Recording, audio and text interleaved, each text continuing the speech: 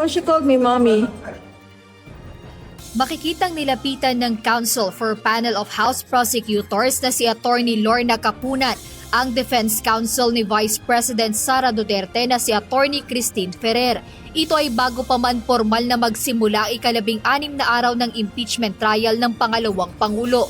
Sa interaction ng dalawa kanina, nakuna ng video ang pag-uusap at yakapan ng dalawang abogado.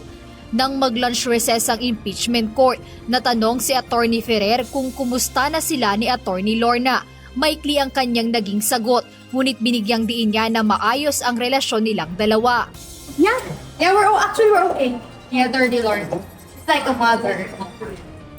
Ibinahagi rin ni Private Prosecutor Capunan ang naging pag-uusap nilang dalawa kanina sa loob ng session hall. I said, don't look at social media kasi sometimes it's very hurting. Sabi niya naman, okay. So she said, we're good.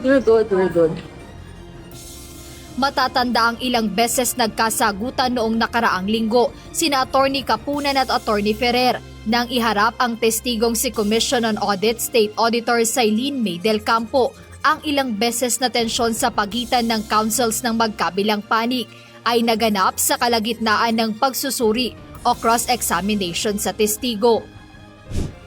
Ang mga pangyayaring ito ay bahagi pa rin ng pagtalakay ng Senate Impeachment Court sa Article 1 ng impeachment laban kay VP Sara Duterte hinggil sa umano'y confidential funds misuse, misappropriations at irregular liquidation. Jedne Resina, UNTV News and Rescue. Diyos ang aming sandigan, serbisyo publiko ang aming pinahahalagahan.